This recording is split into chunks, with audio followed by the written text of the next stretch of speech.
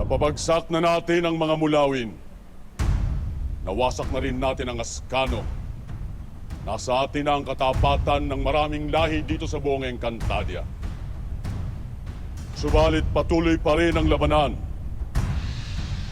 Ang mga kapatid na lamang ni Pirena sa pamumuno ni Amihan at ilan niyang kapanalig ang natitira nating mga kalaban.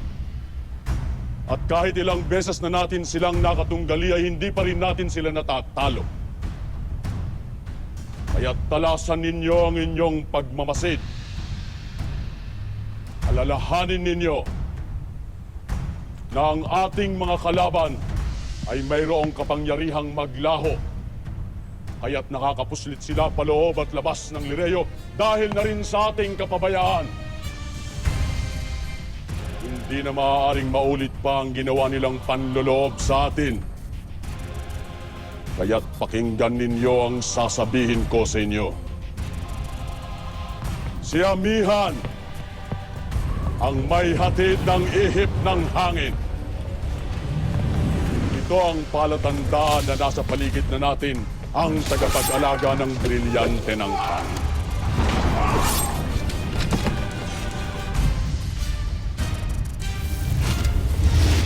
Buhay na buhay ang kulay ng mga halaman sa paligid kapag nandoroon ang tagapag-alaga ng brilyante ng lupa.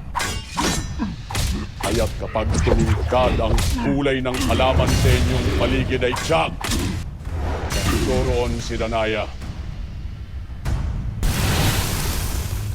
Inag-aaralan ko pa ang kapangyarihan ng ikalimang brilyante at ang tagapag-alaga nito. Subalit lagi siyang kasama ni Amihan, kaya't kung saan man naroroon si Amihan ay hindi malayo na nandoon din ang hindi natin nakikilalang nilalang na ito at kasama si Ibrahim na ayon kay Asbal ay prinsipe ng Sapiro. Ngayon, nasabi ko na sa inyo ang aking nalalaman ay inaasahan ko na hindi na tayo maiisahan pa ng ating mga kaaway.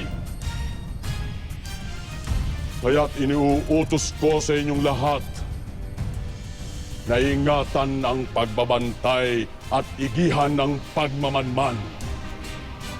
Sheda Muste Maste! Iwalag!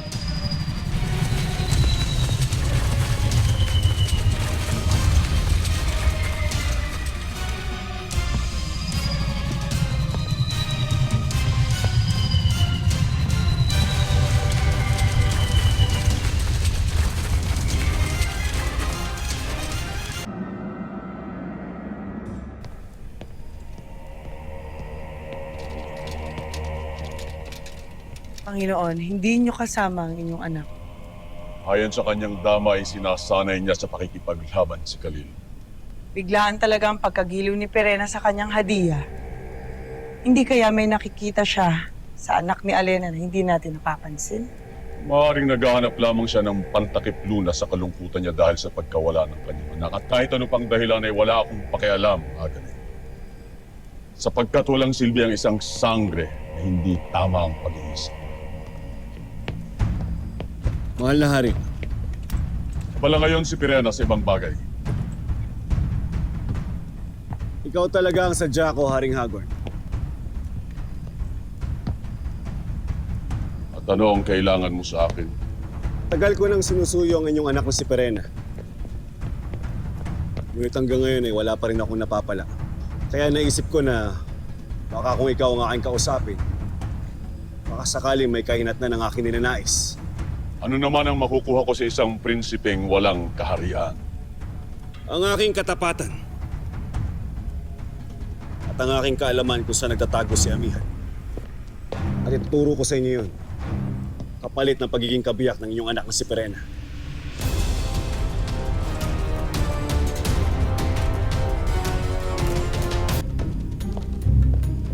Hindi kayo maaaring pumayag sa nais ni Asbal, Ama.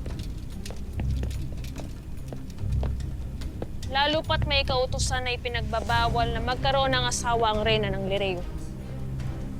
Ngunit baka nakakalimutan mo na ako ang hari ng Encantadia at ang nais kong siyang masusunod. At kung patuloy tayong bibigyan ni Asbal ng kaalaman at balita, ay baka ibigay ko nga sa kanya ang kanyang hiling. Ang bagong kuta nila Amihan ay matatagpuan. Sa timog bahagi ng Sapiro.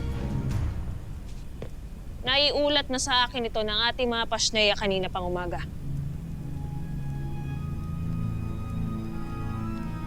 Sa kanya na ba ako naisip pagkasundo, Ama? Sa tagabalitang mas mabagal pa sa mga Pasneya. Makakalis ka na.